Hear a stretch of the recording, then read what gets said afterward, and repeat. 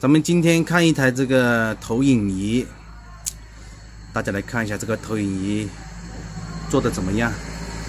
我们先给它一个特写啊，这是它的前景窗，大家看一下啊。下面这一个是一个镜头啊，下面这里还有一个摄像机啊，那里好像还有一个摄像头，大家看一下，不怎么清楚啊。但是这里用肉眼可以看到，这几个应该是红外线啊，这几个小的应该是红外线，这一个应该是一个摄像头，我看到里面已经有一个那个摄像头啊，大家看一下啊，这面就是上烟孔。我们来看一下另外一边，另外一边的话，这一个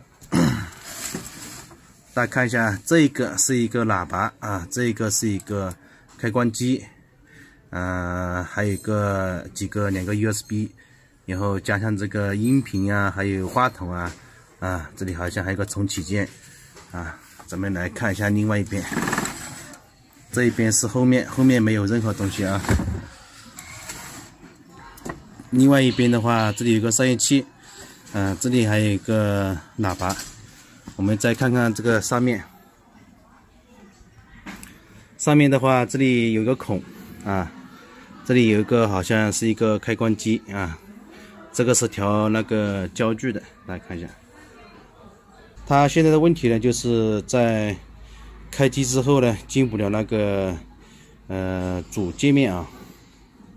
今天我们就来拆开修一下。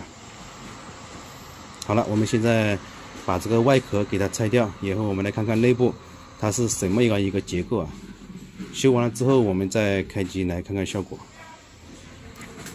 这个边框我们拆掉了，这刚拆开吓我一跳啊！这个你们大家来看一下这个结构啊，下面这个白色的就是投影仪啊，这下面这一层呢，你看到没有？有一块主板，哎，里面就相当于有一台电脑哎！我靠，这个是什么一个节奏呢？啊？这个客户说呢，这个是一个智能的啊，我也不知道是什么个智能法。它这个里面既然有这个主板的话，那说明这里面的这个信号呢是由这个主板来发送的啊。这个投影仪只作为显示用的。那现在它这个进不了那个主界面，那应该就是这个里面这个电脑是开不起来的。哎呀，我原来以为。哎呀，这个就是一台这个投影仪呢，没想到这个智能化做的啊，真的是让我目瞪口呆啊！我说的这个机箱怎么会做的这么大？原来是这样子几个结构。好了，我们现在给它拆完出来，然后测试一下这个主机，看能不能用啊！这真的是吓我一跳。好了，咱们来看一下，这个是客户带来的遥控。一个是这个投影仪的遥控，一个这个遥控呢，它是这个无线开关机啊，就是这个开关这个里面的主机这个电脑的，这个就是它的一个单触点的一个无线这个接触器啊，这个是用来开机的。它这里面再来看一下，这个白色的是一个 USB 的一个小功放啊。是带动里面这两个小喇叭的啊，这个就是一个功放啊 ，USB 自带的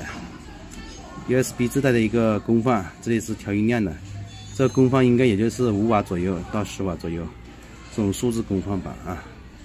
然后呢，这个主板，这个是电源啊，这个黑色的呢是一个硬盘。就这么点东西啊，因为它这个机子呢是挂在这个顶上面的，所以说它这个无法用这个手动的按这个开关机啊。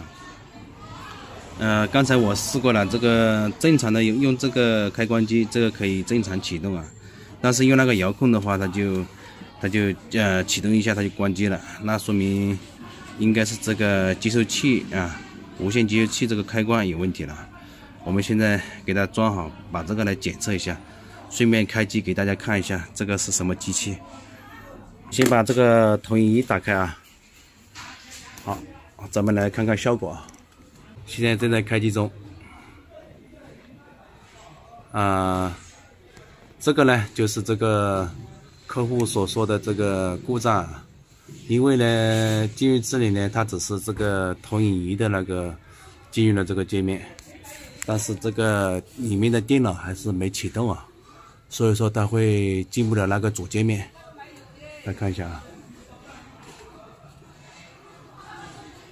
好了，我们来看一下啊，我们用这个电脑的开机键，它这个是控制这个下面这个电脑的，我们按一下试一下。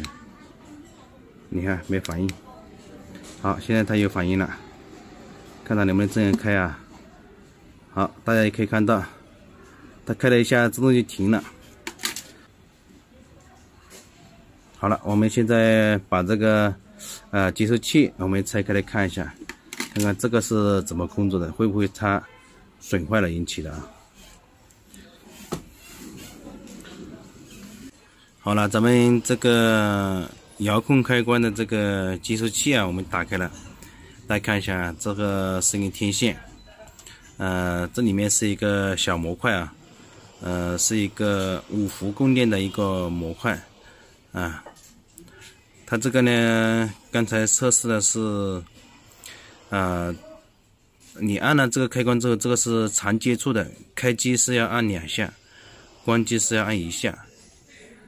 但是呢，有个问题就是，究竟是这个现在是处于开机状态呢，还是关机状态呢？这个就不太清楚啊。所以说呢，这个呢，做的还是不太那么好啊。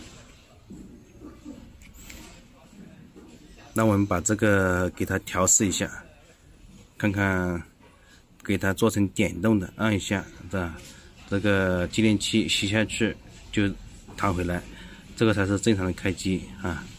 我们来试一下。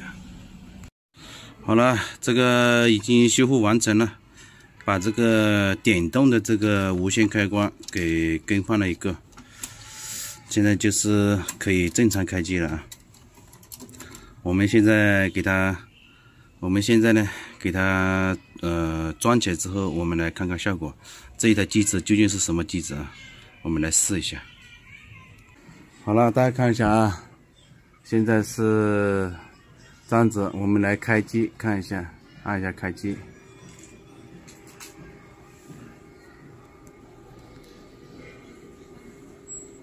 好，可以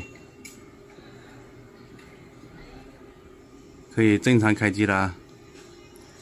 大家可以看到，这是Win7的系统啊。